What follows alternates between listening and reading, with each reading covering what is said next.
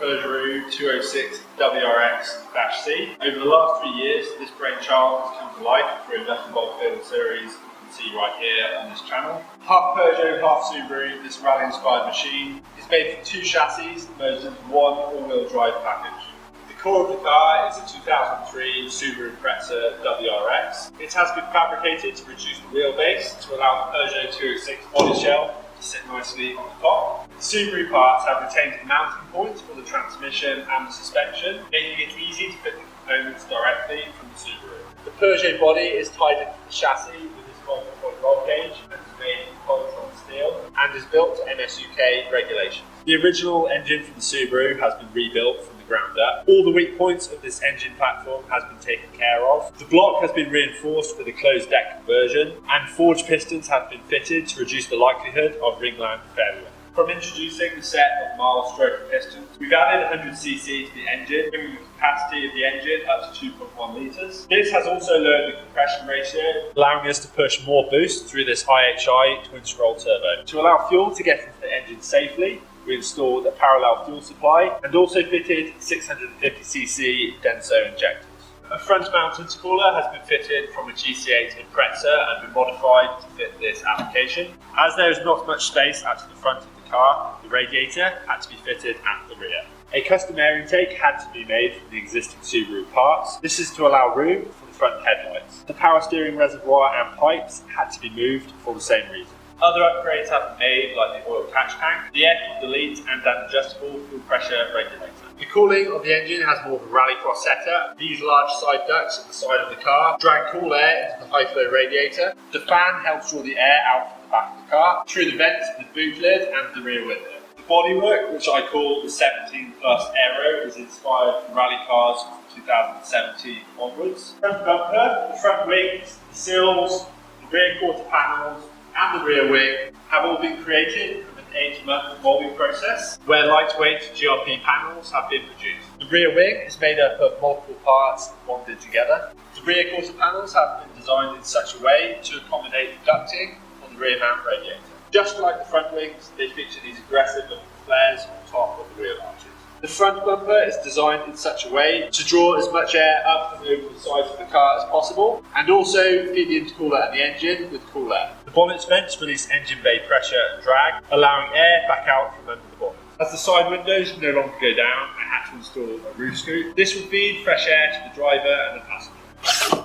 We do have window sliders if we get desperate. The side mirrors are constructed with a 3-piece aluminium frame with a steel insert and anti-glare glass. It currently has a factory 5-speed gearbox, an upgraded clutch and a lightweight flywheel. The prop shaft has been shortened and balanced to allow a change in wheelbase dimensions. Initially, to get the car set up, the Peugeot is sprung on budget coilovers. The brakes are factory Subaru parts. We have saved some weight with these Team Dynamics Pro Race 1.2 wheels. These 17-inch alloy rims are wrapped in Continental winter tyres.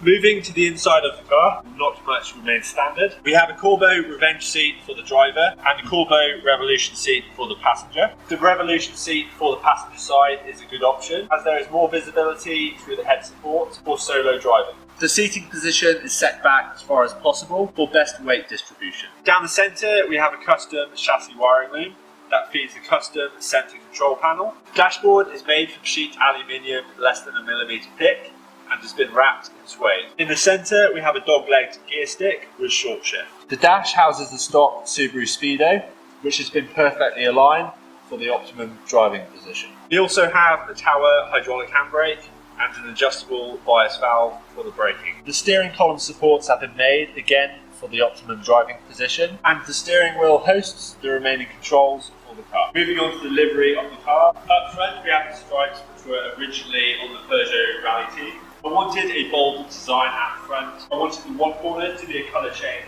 from the other. We have alternating blend line logos. The concept is inspired from the Yaris WRC.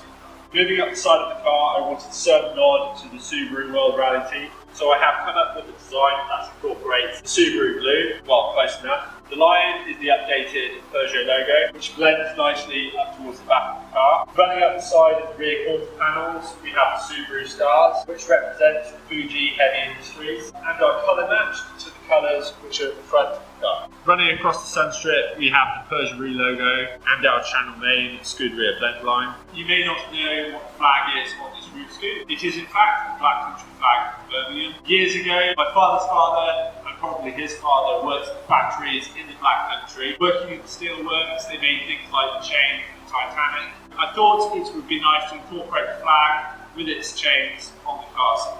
The roof is very much Ken Block inspired, with a matte black skin and a glossy black logo, so different lights and reflects creates a nice effect. YOLO stands for You Only Live Once. Love the journey is the blend line motto, so I thought it was fitting for the roof.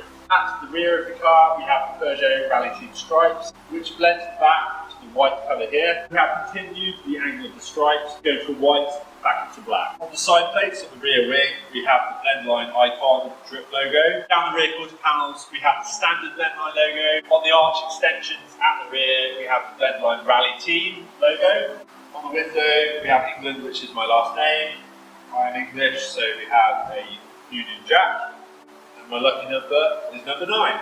As a tribute to Ken Block, as he was a big influence on me growing up, and many features of the car is inspired from his work, I have placed a 43 VER on the sills. For all of you that have followed the journey so far, we thank every one of you. You, the viewer, are helping this channel grow, and hopefully we can do crazier and bigger builds in the future. If you want to see the Peugeot being built from bare metal, then go and watch the 206 WRX build series, which is right here on this channel. I'll put a link in the top corner. The build series goes in depth, showing you all the detail up close and personal. There are over 130 episodes. Stay tuned for more on this car. Like, comment, subscribe, share it with a car friend, and we'll see you very soon. And the Corvo Revolution for the rear. And then For the passenger. we have a Corvo Revenge seat for the driver, and the Corvo Revolution seat for the rear. And the Corvo Revolution